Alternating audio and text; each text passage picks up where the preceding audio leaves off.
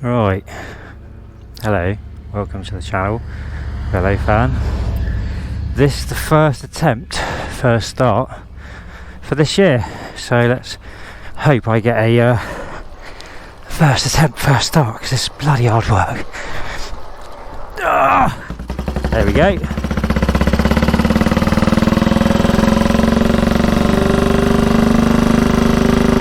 Set my levers up.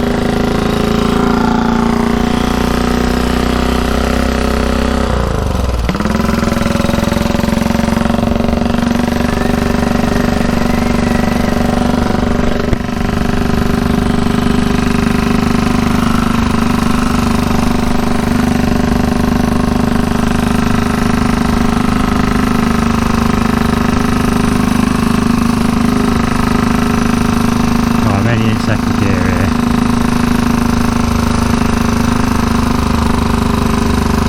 I'm not trying to go too mad with the old first ride of the season. But once she's warmed up and the oil's all everywhere, I might open up a bit.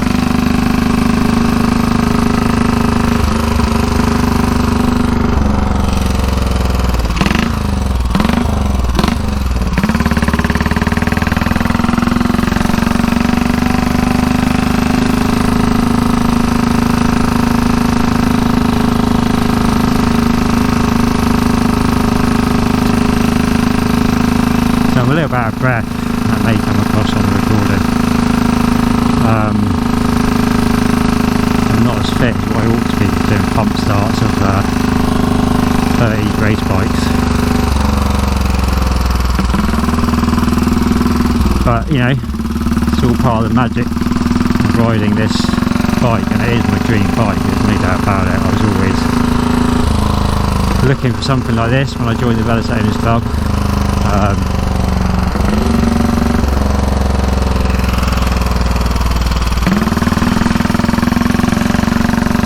They're rare, very hard to come by, these KTTs.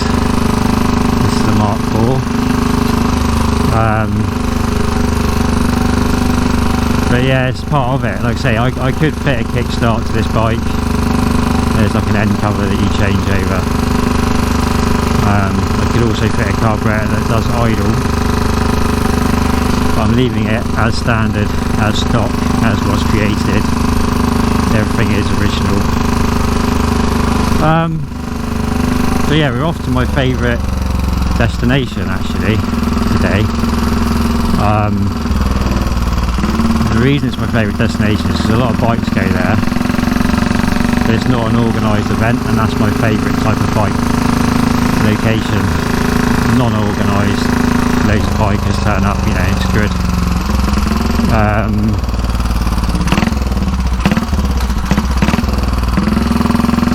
So yeah, and also, obviously the biggest reason I like going here is because there's very little in the way of stop-start. There's not actually any traffic lights from what I can remember.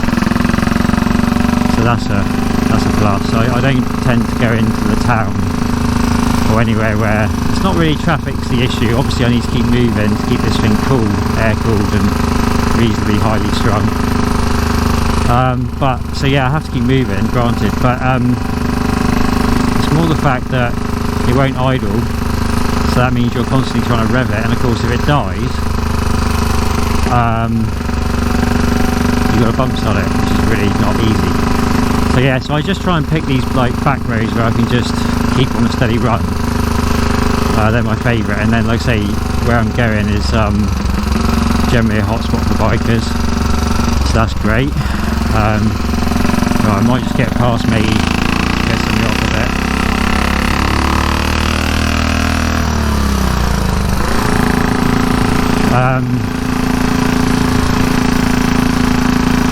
So yeah, and so it's good from the point of view of, like I say, I don't really have to deal with traffic. I can get up to some good speed down here as well. There's like a section that's 50 mile an hour. I don't think I ever get to 60. But 50's alright.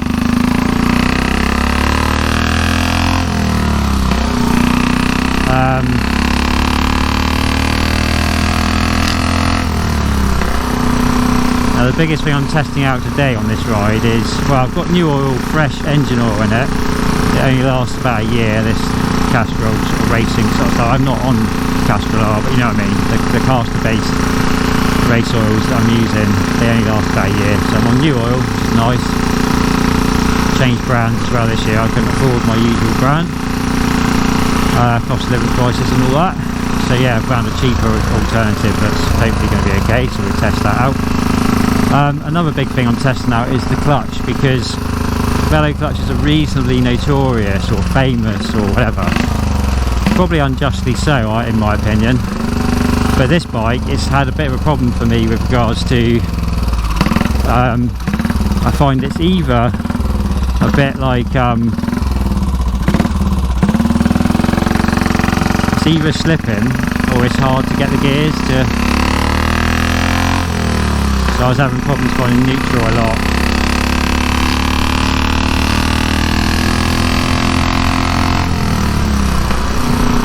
So what I did is I just adjusted it prior to this ride. So start of the season, as I like to call it, although we can ride bikes all year round. Start of the season, one of my maintenance jobs was to adjust the clutch, because last season it was gripping, although it had been slipping before I adjusted it, so it was gripping.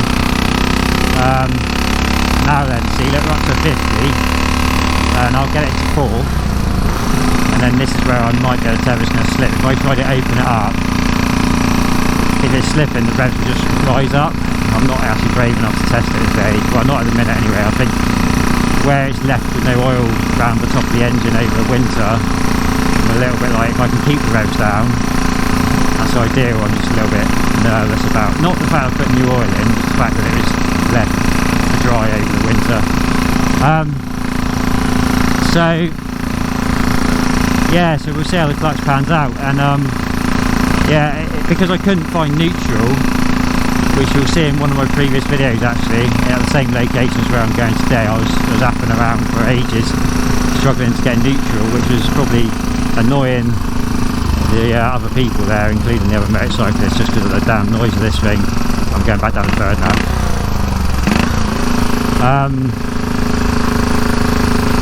But yeah, I just didn't want to go into neutral, so I'm trying to go for, like I say, slightly more, I suppose it's disengagement of the clutch, but like I say, the downside to that means that it might slip under extreme acceleration.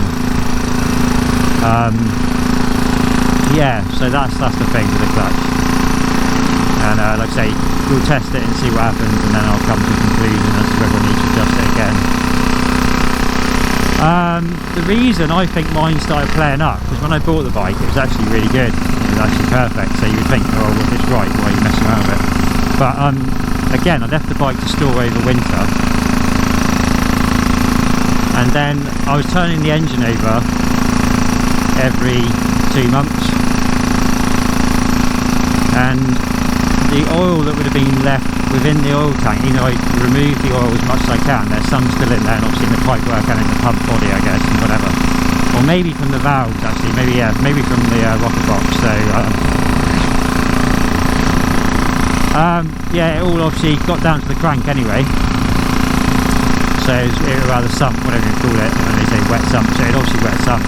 And then as I turn the engine over by hand every couple of months, I noticed there's a couple of little tiny holes on the crankcase that are there intentionally. They're meant to be there, I guess they're breathers.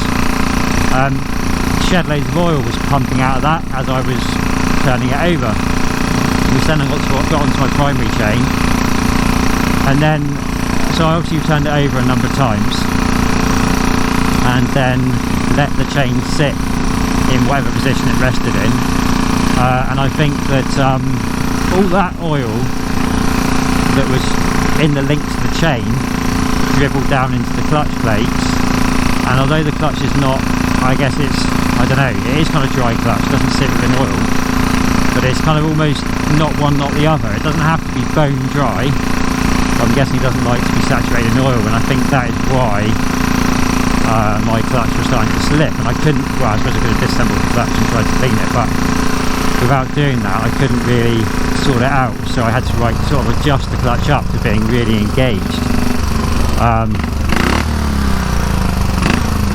back down to third. Might even go back to second. I like second for 30 mile an hour. But this thing will do. This is the amazing thing about this bike. Everyone sort of says, oh, race bikes must be impossible to ride. But saying that, I've got a confession to make actually. The gearbox internals are not quite the original ratios. Yeah, I'm going down to second. Fuck it. Yeah, someone had changed them over for, I guess, Venom internals.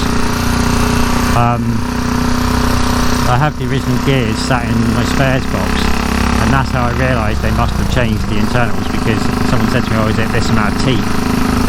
Unusual amount of teeth for a tall first gear, a long first gear of the original TT ratios. And I said, oh, I've got one of them sat in the box.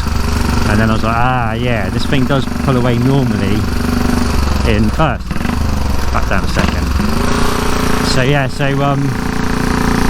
I'm pretty convinced that someone changed them.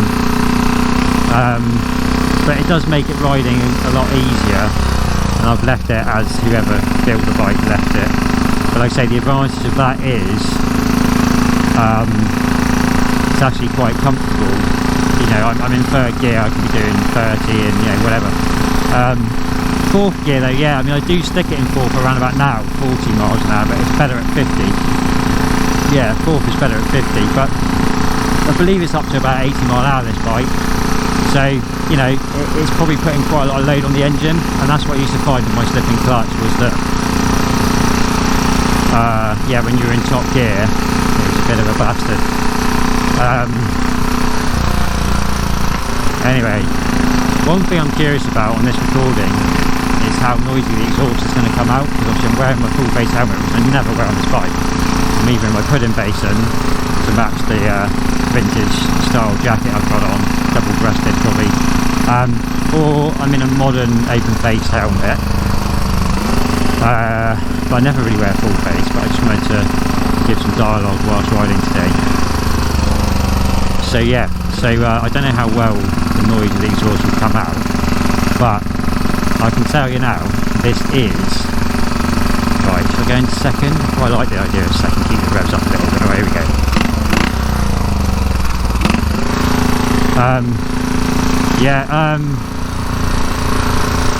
Yeah, this is by far the loudest bike I have ever owned, and I've owned quite a number of bikes, and this one is fucking absolute beast. But it's a straight through pipe, not a big diameter in my opinion, quite a smallish. Well, I don't know actually, maybe it's 30 odd mil internally, who knows. But it's that off the throttle bore that you just would have heard then momentarily, the off the throttle that makes me think, yeah, you sound awesome. I love the sound of this bike off the throttle. On the throttle's good, when you're ripping it open, obviously she's quite raspy. Right, just about there, look. But it's off the throttle I like. There we go, open her up.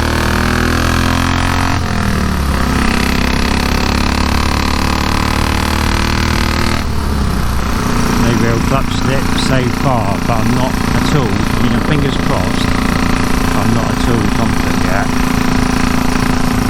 Wow, bit of bumps around here, look, that's the only problem with no suspension. But yeah, she's running sweet.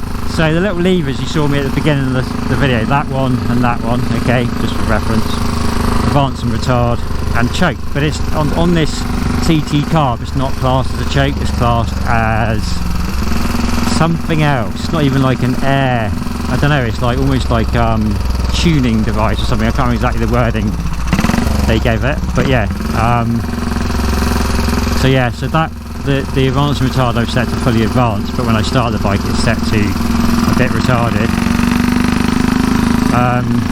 And then the other one, the sort of choke one, I've obviously pulled it so that there's no restriction, it's just letting all the air through. But I have it on a bit of choke to start it, and that's, I don't know if that's necessary, but when I bought the bike, the previous owner gave me this thing. I was like, right, set that lever there, set that lever there. I do it every time, and as you saw today, it was a first bump attempt, and in general terms, unless I've drained the float bulbs dry, I get quite lucky. Touch wood, or touch, I don't know, touch metal, that's good for luck, isn't it? So yeah,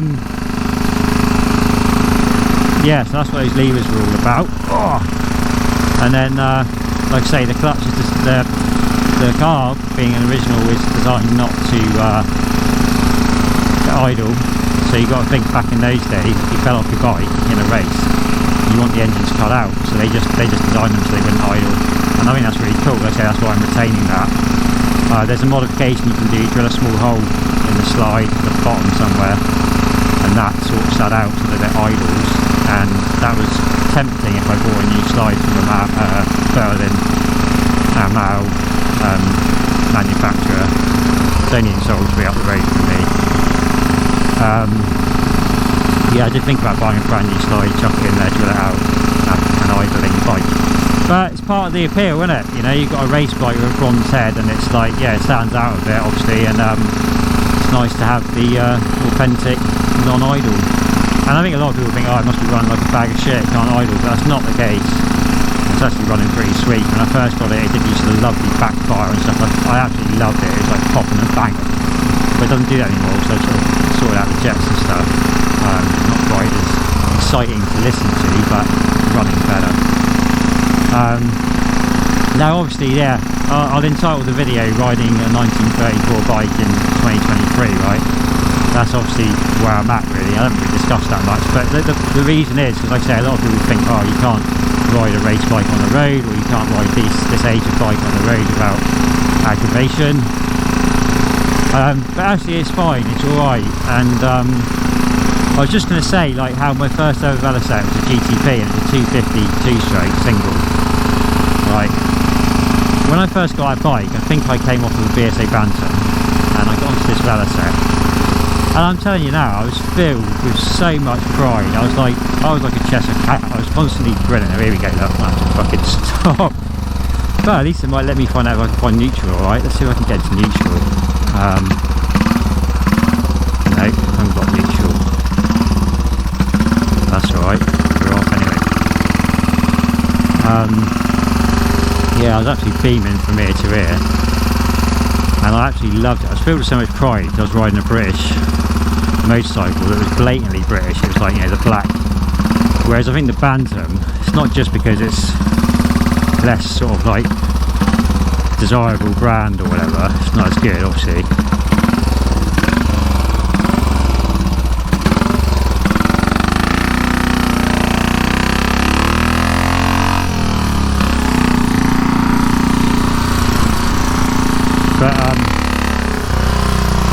But yeah, I was just filled with pride, like I say, because I was like just trying to test that, whether it's giving me some slippage. I think it is slightly giving me slippage. I might be tempted to adjust that back when I get down the key. But yeah, like I say, it was like that thing of like, you're riding this British bike, it's a quality brand, Velocette, you know, and I was like, I just used to ride this thing around. And the funny thing with the GTP was that it was a slow as hell bike, it had no performance whatsoever. But because it was a two-stroke, and it's actually like one of these early, very early oil pumped systems, and I think that, you know, I wouldn't like to say they invented it, but they were certainly right at the forefront, obviously. So yeah, so it was junking in a serious amount of oil. I used to carry around in my back, in my rucksack. I used to carry around like, I don't know, it must have been like litres and litres of oil, right? Because yeah, because I knew that it was going to burn a lot of oil. So yeah, so then it's funny because everyone would be looking to see what the hell this bike was that was chucking out all this oil. So yeah, so that was kind of good, because I just used to think, oh, this is funny, because like I say, I was proudly riding this bike, and you get people pull up next to you in a car and they'd be like absolutely staring, like, you know, mate, do you realise your bike's about to catch fire, is what they're thinking. Two pipes puffing out like horrendous amounts of smoke. But what I was kind of getting to is that on this bike, you know, equally it might be a bit different, because I mean, this bike is something special. But But what I was going to say is you get that sort of sense of pride riding a British bike that's, you know, it doesn't have to be like, say, what I've got here. The chap in front of me, he's on like a Triumph, I'm going to guess, and I think someone that I know, and if it is, it's actually like this sprung hub Triumph, which is, again, it's a rare bike. So yeah, you know, it's just nice having that sort of sense of pride in riding something that's British. This one does get quite a lot of looks because of the noise element, but yeah, it's good. There's a couple of bikers there.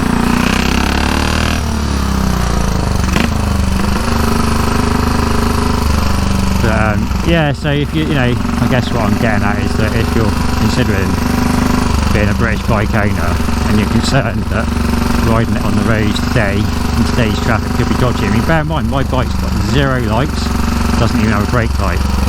So no lights, brakes are obviously nowhere near as good as modern stuff. And all the other shit that goes with it, like say the whole non-idle stuff and all that. But yeah, it's just nice to know that it's worthwhile. What's going to happen to this car here? I'm trying to find somewhere to park, aren't they? Yeah, so anyway, yeah, it's worth it.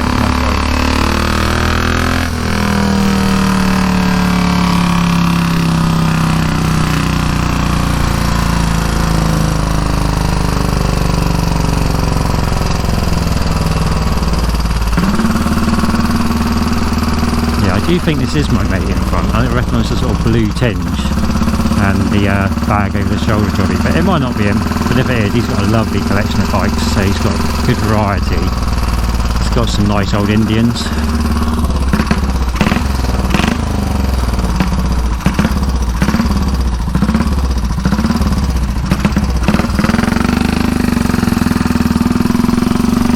Yeah, I'm pretty convinced it's him. He'll have heard me, see, he'll know it's, right, he'll have a suspicion it's me, just because of the noise of this thing. Even though it could be anyone, couldn't it, but anyway, so we're here, we're at my destination. Like I say, it's a nice little successful ride this. This is cool. Oh, that's nice to see my mates, they're just leaving, I know these two here.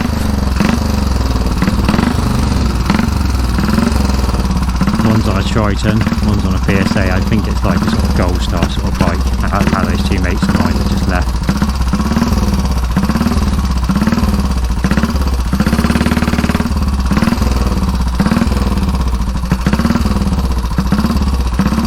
I've just come down the seafront. Matey's gone down the other way, which is probably a wiser choice really, considering the element of keeping this bike running. I don't really want to be burning the clutch like this either.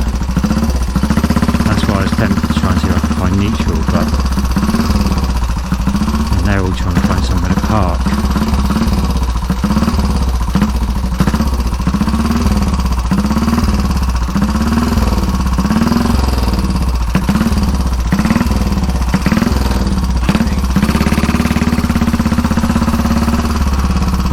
Yeah, this thing will pull away at low revs. As I say, it's quite nice. I think when you've got the proper like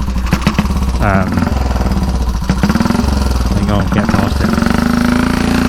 When you've got the TT ratios, you've got to give it some, obviously.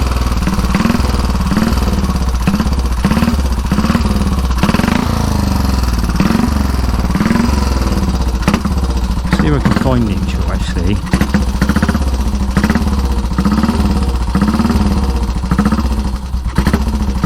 Yeah, there we go.